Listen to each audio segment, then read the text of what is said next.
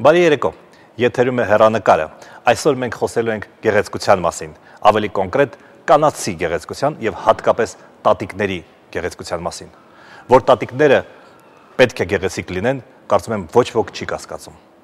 բայց որ տատիկները պետք է մրցեն գեղեցկության մրցույթում, Հայաստանում դա թերևս միանշանակ չի ընկալվում։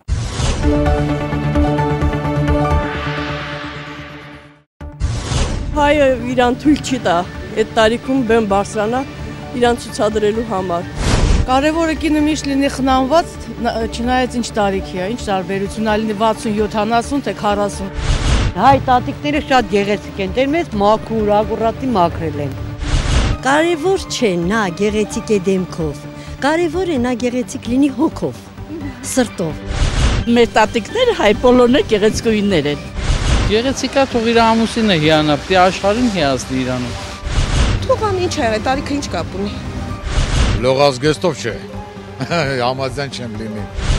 Իմ կինը նրանից առաջ կընկնի։ Երիտասարդներին կարելի է գեղեցկության մրցումի բան անել ազիզ։ Չէ, չէ, տարիքի չէ համաձայնում։ Ոչ կուպայնիկ, ոչ բան, թող ամեն մի տարիք իր սահմանափակումները ունենա։ Կարող է լինեն որոշ մարդիկ, որ ցանկանան,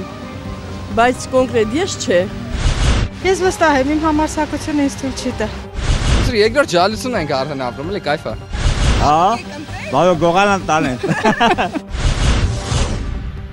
Իմ այսօրվա զրուցակիցն է Սոֆիայում կայացած Միսիս Տատիկ տիեզերք մրցույթի հաղթող Լուիզա Ծատուրյանը, շնորհակալություն Լուիզա, որ այսօր եկել եք։ Բարի երեկո։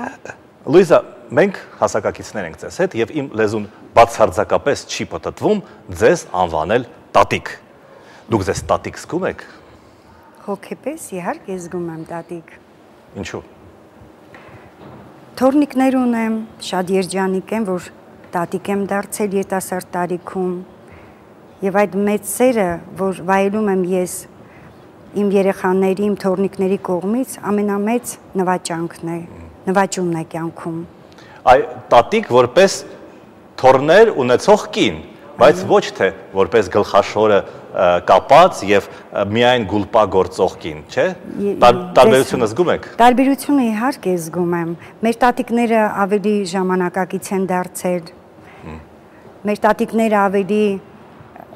բանիմաց են դարձել, չեմ ուզում վիրավորել մեր տատիկներին, որոնք գլխաշորով ըստ ձեզ գուլպաներ են գործում, տան հոգսերն են կիսում։ Իսկ դուք տան հոգսերը կիսում եք, այսինքն տան հոգսերը կիսելը լավ բան է թե վատ։ Շատ հաճելի զգացում է տան հոգսերը։ Ես հասցնում եմ եւ տան հոգսերը, եւ դրսի հոգսերը համատեղում եմ, որովհետեւ բնավորությամբ շատ ուրախ եմ, շատ ժամանակակից հայացքների տեր եմ։ 51 տարիների շուտով կլարանա 52-ս, համարենք որ 52 եմ։ Կանայք սովորաբար թաքցնում են իրենց տարիքը, հա։ Իհարկե, ես գիտեմ, որ կանայք թաքցնում են, բայց ես ընդհակառակը, ես չեմ սիրում թաքցնել։ Դուք գլխաշոր ունեք կամ գուլպա երբևէ գործել եք երեխաների։ Գուլպա եմ գործել։ Թորների համար։ Չէ, չեմ հասցրել թորների, բայց երեխաների համար հասցրել եմ։ Սիրում եմ խոհարարական գործեր։ Նաև ունեմ իմ սեփական բիզնեսը, համատեղում եմ արվեստի հետ, իմ սեփական բիզնեսը, դա համարում եմ խառնաշփոթ աշխարհ ինձ համար, որովհետև դա իմ բիզնես ունեք, ներեցեք։ Ես ունեմ սրճարան, փոքրիկ սրահ։ Դուք եք պատրաստում ճաշերը, որ Ես օգնում եմ, նպաստում եմ, իհարկե, առանց ինձ Այնտեղ սուրճ եք խմում, թե խորոված, քյաբաբ, տոլմա, ես Ամեն ինչ եղել, վրացական խինկալի եւ խորոված։ Եղել է, որ դուք ինքներդ մատուցեք։ Չէ։ Չի եղել, որ ես ինքներս մատուցել, ես ունեմ շատ աշխատողներ։ Քանի աշխատող ունեք։ Ունեմ 4-5 աշխատող։ Հա, շատ լավ։ Տեսեք, երբ դուք համաձայնում եք մասնակցել, հա, այդ գեղեցկության մրցույթին, դուք գիտակցում եք, որ Հայաստանում առավել եւս Ալավերդիում դա միանշանակ չի ընկալվի։ Շատ գեղեցիկ է ընկալվել։ Հավատում եք, ես այլ կարծիք ունեի, միջև մտնել եմ քաղաքը, որտեղ այնտեղ բոլորը մարզում, եւ Լորվա մարզում, եւ Տաուշի մարզում ինձ բոլորը կասեի ոչ բոլորը, բայց 80%-ը ճանաչում է, որովհետև ես Լորու եւ Տաուշի մարզի միստր գեղեցկության եւ տոպ մոդել գեղեցկության մրցույթի ղեկավարն եմ։ Նաեւ իմ 52 տարիների 33 տարին նվիրել եմ երեխաներին, արվեստին, բարեգործական միջոցառումներին, նույնիսկ արդ երկրներում։ Այդ չի եղել, որ Ալավերդեում ձեզ մեկը, ասենք թե դուք փողոցում քայլում եք, ձեզ մեկը մոտենա, ասի, «Էդ ինչ գործ ունեիր»։ Ոչ։ Երբևէ Մեծ ջերմությամբ, մեծ ուրախությամբ մոտեցել են, համբուրե, շնորհավոր է։ Կարծես թե հասկանում են, որ այդպես էլ պետք է լիներ։ Այսինքն դուք հերոս եք, ձեր տարածքի հերոս եք, հեղինակություն եք։ Կարող է պատգամավոր եք ուզում դառնաք, չէ՞, չեք ուզում։ Ոչ, քաղաքական գործերով ընդհանրապես չեմ զբաղվում, բայց ընտրությունների ժամանակ օգնում եմ, ակտիվ եմ, ակտիվություն եմ ցուցաբերում։ Ես լսել եմ, այսինքն կարդացել եմ, որ դուք ասացիք, եթե լինի բիկինի, եթե լինի լողազգեստ, ես չեմ մասնակցելու։ Ճիշտ եք գրում, հա։ Իհարկե։ Ինչու՞։ Դե հայ կնոջ համար դա մի քիչ շատ է։ Այնուամենայնիվ դուք կոմպլեքսներ, ինչ որ բարդույթներ ունեք։ Դե ավանդապաշտությունը միշտ էլ կնոջ առաքինությունն է, չեմ կարծում, ինչքան ժամանակակից հայացքների տեր լինես, ինչքան որ երկար տարիներ, տասնամյակներ բեմահարթակում լինես։ Բեմահարթակում ապրում եք դուք։ Ոչ, ես ուսուցանում եմ երեխաներին եւ որպես ղեկավար եմ եւ բեմական աշխատող եմ։ Ես եմ պատրաստում Երբևէ հարթակ չեք բարձրացել։ Հարթակ բարձրացել եմ մանկուց, եղել եմ մանկուց բեմահարթակներում, զբաղվել եմ սպորտով։ Ինչ սպորտով։ Ես թեթև ատլետիկա եւ լող։ Միշտ Ալավերդեում եք Նույնիսկ ապրել։ մասնակցել եմ հանրապետական սպորտանձյաններին եւ ունեմ մրցանակ երրորդ կարգի։ Հասկանալի է։ Դա մանկություն էր։ Այսինքն դուք ասացիք, եկավ ինչ որ մեկը ձեզ առաջարկեց, հա, ասաց գնա Սոֆիա, դու ասացիր կգնամ, բայց առանց լողազգեստի, այսինքն լողազգեստ չեմ հագնելու, հա։ Ես առաջին խոսքը ասեցի, որ եթե լողազգեստով է, ես կտրանակապես մերժում եմ ձեզ, ինձ ոգևորեց։ Հետո ես մտածեցի 1-2 օր եւ պատասխանեցի դրական։ Շատ լավ, իսկ բանը այնտեղ աղջիկները, այսպես ասած, հա, տատիկները ավելի ճիշտ։ Տատիկները, ասեմ, ներողություն, որ շեղվում եմ, մրցույթի տատիկները, մրցույթին մասնակցող տատիկները 36 տարեկանից էին։ Ես նույնիսկ զարմացա, որ այդքան երիտասարդ տատիկներ այսինքն նրանց պարտադիր պիտի թոռ ունենան, չէ։ Այսինքն 36 տարեկան կինը թոռ ունի։ Գոնե մի հատ թոռնիկ։ Մեկ թոռնիկ պետք է ունենա։ 36-ից մինչև 50։ Մինչև 55։ Ահա։ Այդ փուլում եմ ես մասնակցել։ Դուք հաղթել եք ձեր ավելի երիտասարդ մրցակցուհիներին, հա։ 16-17 տարի տարբերությամբ։ Եվ ինչպիսի աղջիկներ էին, տատիկներ էին ներողություն այնտեղ։ Շատ գեղեցիկ, շատ հաճելի տատիկներ էին, բանիմաց տատիկներ էին, միայն գեղեցկությունը չեն այնտեղ։ Ինչ իմաստով բանիմաց էին։ Գիտեք ինչ, կային այնտեղ բիզնեսմեններ, կային մանկավարժներ, տարբեր ոլորտների, ամենքը իրենց ոլորտում նշանավոր։ Հաստատ աերոբիկա գնացող, ամեն օր սպա գնացող տատիկներ էին, չէ։ Արևմտյան։ Գիտեք, բանա, արտերկրներում ավելի շատ իրենց արտաքինին հետևում են մեծահասակ կանայք։ Նույնիսկ 60-65 տարեկան տատիկներ հանդիպել ես, որ ավելի շատ զբաղվում են իրենց արտաքինով, քան երիտասարդները։ Եվ ոնց եք շփվում նրանց հետ։ Ինչ, ասենք, որ լեզվով եք շփվում կամ բուլղարացիների հետ ռուսերենով, իսկ մնացած ազգերի հետ այնտեղ անգլերենով, հուներենով։ Հուներեն էլ գիտեք։ Որոշ չափի, որտեղ հուներենի հետ կապը ջերմ է, ես այնտեղ 3 տարի առաջ անցկացրի մի գեղեցկության մրցույթ Սալոնիկ քաղաքում։ Եթե բոլորը հայեր լինեին, ես ենթադրում եմ, որ ձեզ կնախանձեին։ Բայց քանի որ միակ հայը դուք եք մասնակիցներից, ձեզ շնորհավորում էին անկեղծ թե կեղծավոր ձևով։ Նույնիսկ ժյուրիների անդամներից մոտեցան, շեշտեմ, որ ժյուրիների անդամները բոլորը կանայք են, քաղաքապետը կին էր, ջերմ ընդունելություն, շատ հաճելի մթնոլորտ, մոտենում էին, համբյուրում էին, շնորհավորում էին, գովեստի խոսքեր էին շռայլում, դուք շատ թմայի չեք, դուք շատ երիտասարդ եք երևում։ Այ տղամարդիկ գալիս էին հաճախոսում էին, հա, միս տիեզերք եւ այլն, դա բան ընդունված է այդ մրցույթներում։ Այդպես էր, հա։ Ավելի շատ կանայք։ Հա։ Կասեի ավելի շատ կանայք են մոտենում, շնորհավորում։ Մեր հայ հանդիսատեսը մոտեցավ։ Այնտեղ կային հայ հանդիսատեսներ։ Մասնագիտությամբ ժուրնալիստ նույնիսկ լացակումած մոտեցավ, երբ ես երկրորդ փուլը ժամանակակից կնոջ դերից անցա տատիկի կարգավիճակը, այսինքն այդ պարը ես էի բեմադրել։ Ես խնդրում եմ ավելի մանրամասն, այսինքն առաջի փուլը ինչ էր։ Պարզապես կանգնած եք, թե ինչ եք։ Ոչ, առաջի փուլը մենք ներկայացանք հայկական տարազով, եռագույնի։ Դուք ովքեր, դուք, այսինքն անձամբ դուք Լուիզա, ոչ թե եւս մի քանի հոգի։ Ես, անձամբ ես հայկական տարազով ներկայացա։ Երկրորդ փուլը պարային փուլով։ Այսինքն ինչ, պարահանդեսային պարեր, վալս էր, թե ինչ էր։ Չէ, լատինամերիկյան պար, եւ դա երիտասարդության ժամանակ էր, եւ բեմականացումը այնպես էր դրել, որ անցնում էի տատիկի կարգավիճակին եւ բարուրով Ջիվան Գասպարյանի երաժշտության Լատինամերիկյան Ջիվան Գասպարյան։ Ոչ, լատինամերիկյան երաժշտությունը, երբ վերջացավ ես պարեցի, հետո անցա հայկական պարի, Ջիվան Գասպարյանի երաժշտության տակ հայկական պարի բեմադրումը իմ թորնիկի հետ, բարուրով, աչքիներով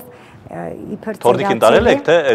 պայմանական թորնիկ էր։ Պայմանական բեմադրությունն էր այդպես։ Եվ հանդիսատեսի այդ երկրորդ փուլն էր, այսինքն լատինական պարը, լատինամերիկյան պարը, որը սահուն կերպով վերածվեց դուդուկի եւ տատիկի, հաղթեցիք։ Հաղթեցի։ Հետո երրորդը ինչ եղավ։ Երրորդ փուլը դա երեկոյի անշրջազգեստներ, իհարկե մոդելավորումը իմներ, ես էի պատրաստել իմ զգեստը։ Գիշերային զգեստ։ Երեկոյան զգեստ, երրորդ փուլ։ Նույնպես հաղթանակ։ Եվ քանի հոգի այդ երրորդ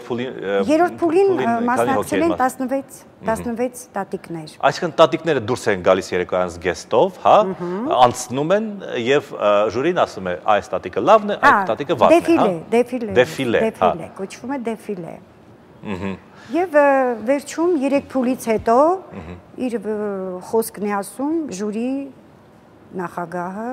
Հայեր կային ժյուրիում։ Ոչ, չկային։ Ցավոք չկային։ Իսկ թե ինչ եղավ դրանից հետո եւ ինչ եղավ դրանից առաջ, մենք կխոսենք գովազդային ընդմիջումից հետո։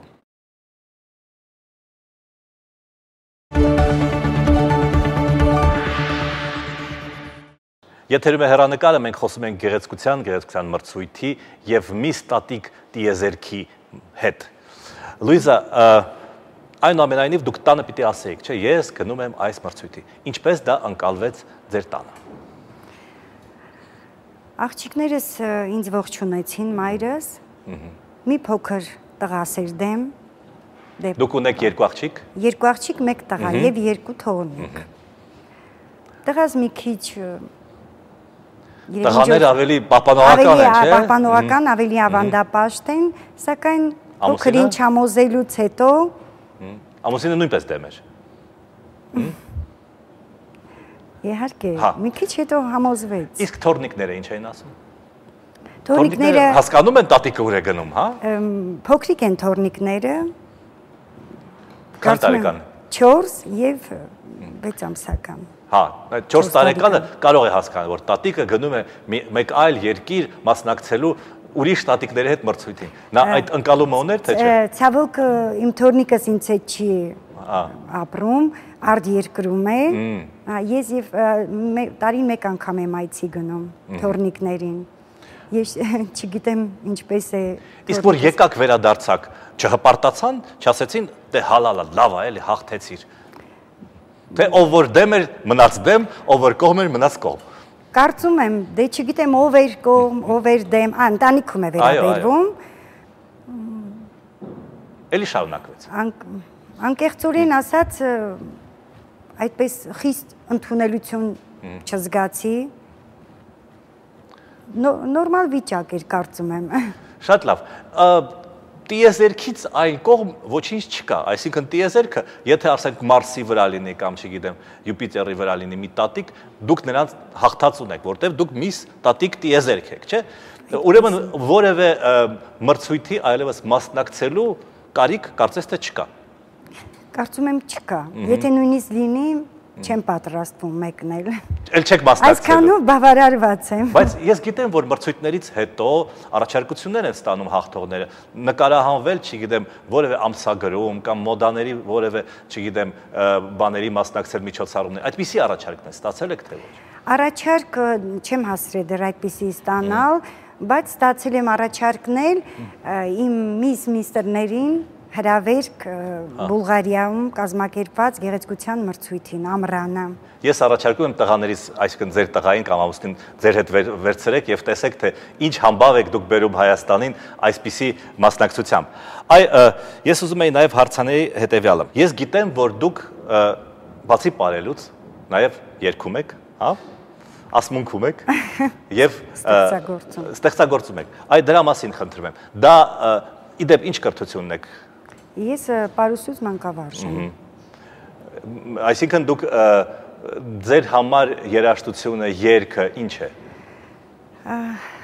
Կարելի ասել արվեստը ինձ համար առաջնահերթն է,